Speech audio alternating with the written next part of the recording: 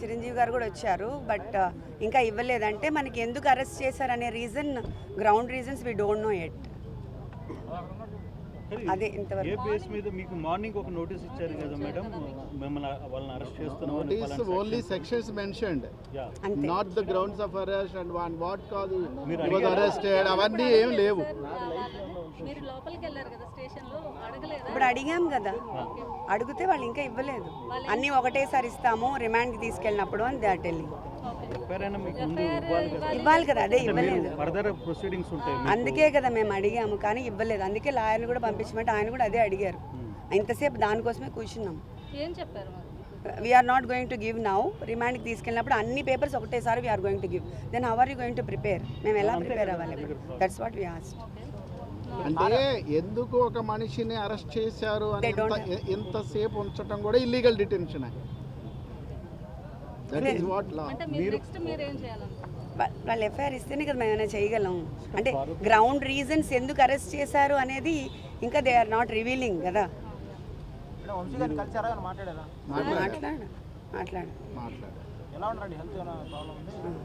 బాగానే as of now is fine. అంటే మీరు లీగల్ ప్రొసీడింగ్ పోవడానికి ఫర్దర్గా మీకు ఇప్పుడు without FIR you can't go. We can't go. So మరి 1 day అయిపోతుంది ఆల్మోస్ట్ ఆల్. మీరు లీగల్ ఇప్పుడు కాసేపట్లో మెజిస్ట్రేట్ ముందు హాజరు చేస్తారు. సో అటువంటి సందర్భంలో అదే మనం చెప్తాం అక్కడ. We can't tell anything. మీరు మెజిస్ట్రేట్ ముందు మీరు చెప్పే అవకాశం ఉంటుందని అనుకుంటున్నారు. ఆయన చెప్తారు, ఇంకా మనకి ఎట్లా అవకాశం ఉంటుంది? ఇప్పుడు మనకి ఎఫ్ఐఆర్ఏ ఇవ్వనప్పుడు, సర్వ్ చేయనప్పుడు, బట్ మన చేతులు ఏముండదు కదా. We can't proceed further. So overall episode ఎట్లా అనిపిస్తుంది? ఎపిసోడ్ నేను పొద్దున్న నుంచి చెప్పాను బట్ ఎవ్రీథింగ్ ఏం అర్థం అవ్వట్లేదు. ద ఇన్ఫరెన్స్ ఈస్ ఎప్పుడో జరిగినప్పుడు 44 మంది కేసు పెట్టారు. 44 మంది కేసు పెట్టడంలో ఎవరు దాన్ని ప్రేరేపించారు, ఎలా జరిగింది, స్టేషన్లో ఎలా పెట్టారు, ప్రెస్ మీట్ అనేది అందరికీ తెలుసు. 44 మంది పెట్టారు. అప్పుడు సిఐ గారు కూడా గాయపడ్డారు. తర్వాత దాన్ని ఎక్కడ కుక్ చేశారు? 91కి కుక్ చేశారు. కుక్ చేసిన తర్వాత ఇప్పుడు ఏం చేస్తున్నారు? ఇప్పుడు తీసుకున్నారు కస్టడీలోకి. ఇప్పుడు కూడా ఎఫ్ఐఆర్ చేయట్లేదు. ఏంటి డిఫరెన్స్ అంటే రెడ్ బుక్ రాజ్యాంగం వాళ్ళు చెప్తారు, దాని ప్రకారం వీళ్ళు కుక్ చేస్తారు. పోలీసు వ్యవస్థ మొత్తం రాజకీయ వ్యవస్థలో ప్రభుత్వంతో నడుస్తుంది. వాళ్ళు ఏం చెప్తే అది చేస్తారన్నమాట కుక్. లేకపోతే ఏముంది ఇందులో? ఈ సెక్షన్స్ ఉన్నాయి, we're giving this FIR, we're going to remand him like this అని చెప్పడానికి ఏముంటుంది? చేయలేదంటే ఏంటి అర్థం? ఎంత కుకింగే కదా. స్టేట్లో ఏం జరుగుతుందో అందరికీ తెలుసు. ఇప్పుడు అతన్ని బెదిరిస్తే ఎలా వదిలేస్తాం మేము? ఇప్పుడు వంశీ గారే బెదిరించారనుకుందాం, ఎందుకు వదిలేస్తారు? వెరీ సింపుల్ కదా. అతనే చెప్తున్నాడు, నా చేత సంతకం పెట్టించుకుని సాక్షి సంతకం అని చెప్పి ఎఫ్ఐఆర్ కింద చేశారని చెప్తున్నారు. ఇవన్నీ చూస్తే ఎట్లా అనిపిస్తుంది?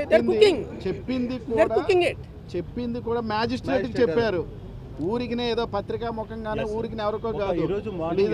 164 statement recorded by particular magistrate.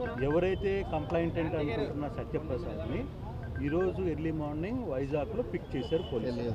With CC evidence కూడా లభించింది. వాళ్ళు ఇప్పుడు తీసుకుని వెనుకొస్తారు. కంప్లైంట్ని పోలీసులు బలవంతంగా ఎందుకు పిక్ చేసి తీసుకురావాల్సిన పరిస్థితి ఎందుకు? ఇప్పుడు అదే ఈ కేసు నేపథ్యం చూస్తే ఫస్ట్ నుంచి రెచ్చగొట్టారు. పార్టీ ఆఫీసులో గొడవ చేసిన తర్వాత సీఎని కూడా కొట్టారు. తర్వాత ఎవరిని అడిగినా చెప్తారు, వంశీ అనే వ్యక్తి తెలుగుదేశం పార్టీకి టార్గెట్ అనేది ఈ స్టేట్లో ఉన్న ఏ వ్యక్తిని అడిగినా చెప్తారు. దీనికి ఆయన ఎలా పోరాటం చేస్తున్నాడో కూడా తెలుసు. వాళ్ళ మెయిన్ టార్గెట్ ఏంటి? They want to hit him. పవర్లో ఉన్నాం కాబట్టి మేము ఏదైనా చేయగలం. ఇది వంశీ గారికి కాదు, సామాన్య కార్యకర్తకు కూడా జరుగుతాం. వంశీ గారికే కాదు, ఎవరికైనా జరుగుతాం. మీ అందరికీ తెలిసిందే.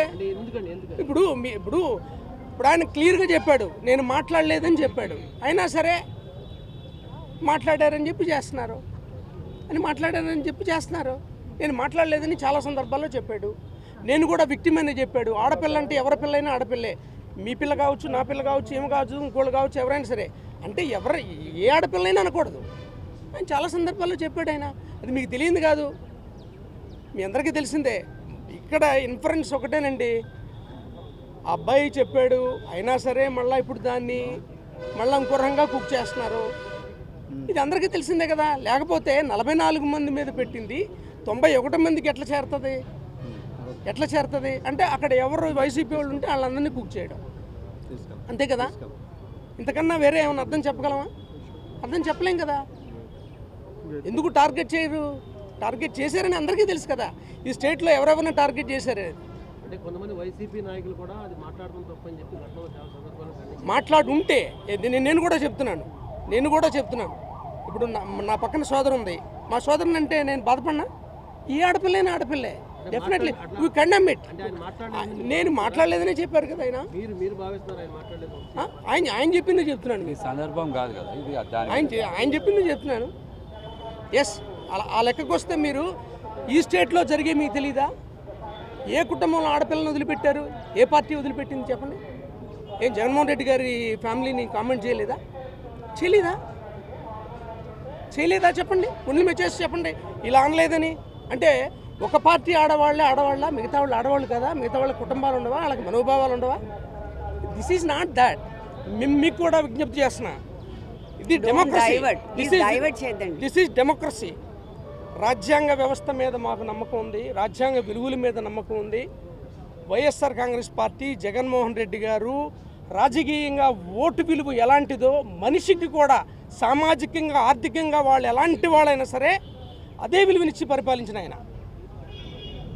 దానికి భిన్నంగా ఇప్పుడు ఇలా జరుగుతుంటే media you can understand it. What is happening to this state?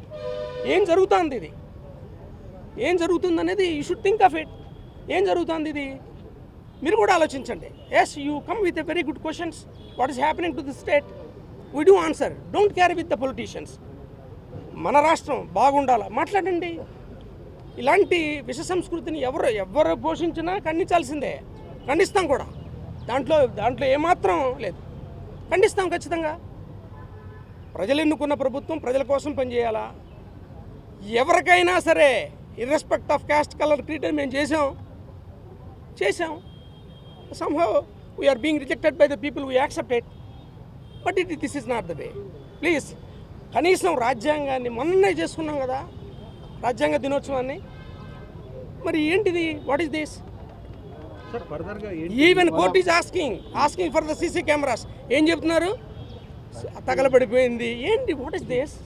High court మాట్లాడుతుంది, మేము మాట్లాడటం కాదు, హైకోర్టు మాట్లాడుతుంది. What is happening? ఎల్లకాలం ఎట్లుంటుందా? కాబట్టి విజ్ఞులైన మీ అందరికీ మనం చేస్తున్నాం. ఖచ్చితంగా తప్పు చేస్తే right, you take in a right way, right డైరెక్షన్లో తీసుకోండి. ఇంత చేయాల్సిన అవసరం లేదు. ఇదిగో మీరు ఎట్లా చేశారు, ఎట్లా చేసాం, ఎట్లా ఇదిగో ఎఫ్ఐఆర్ లేదు ఇది. Yes, go with it. ఈ ఇన్సిడెంట్ ఎట్లా జరిగింది, ఎక్కడికి తీసుకొచ్చారు దీన్ని? Everything is happening like this only. Government establish అయిన తర్వాత ప్రతి సమస్యని ఇదే రకంగా చిత్రీకరిస్తున్నారు. ఏదైనా తీసుకోండి, you name it anything in this state, whatever happened in the past, that making like this. ఇది మీ అందరికీ తెలిసిందే. ఇందులో మాట్లాడడానికి ఏముంటుంది? ఖచ్చితంగా మేము రాజ్యాంగాన్ని కట్టుబడి ఉన్నాం, బ్యాటిల్ చేస్తాం. ఎంతవరకు చేస్తారో చూస్తాం ఖచ్చితంగా. ఫైనల్గా only one thing, Vallabhaneni Vamsi గారిని మేము కలిసాం.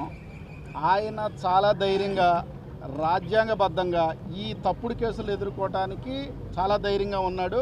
వీళ్ళు ఎంత కాలం జైల్లో పెట్టాలనుకుంటున్నారో, ఎన్ని తప్పుడు కేసులు పెట్టాలనుకుంటున్నారో అవన్నీ ధైర్యంగా ఎదుర్కోవడానికి మానసికంగా, శారీరకంగా, ఈవెన్ కుటుంబ పరంగా కూడా సిద్ధంగా ఉన్నాడు. ఈ తప్పుడు కేసులతో వంశీని ఎవరు ఏమి చేయలేరని ఈ సందర్భంగా మీకు తెలియజేస్తున్నాను. మేడం, మీ వారు మీతో ఫ్యామిలీ పరంగా కావచ్చు, లేకపోతే అంటే కొంతకాలం ఇప్పుడు ఇబ్బందులు తప్పని పరిస్థితుల్లో మీకు ఇచ్చిన ధైర్యం ఏంటి? ధైర్యం మాకు ఫస్ట్ నుంచి ఉంది, ఇప్పటి నుంచి కాదు. రవి గారితో ఉన్నప్పటి నుంచి I'm like this. Thank you very much.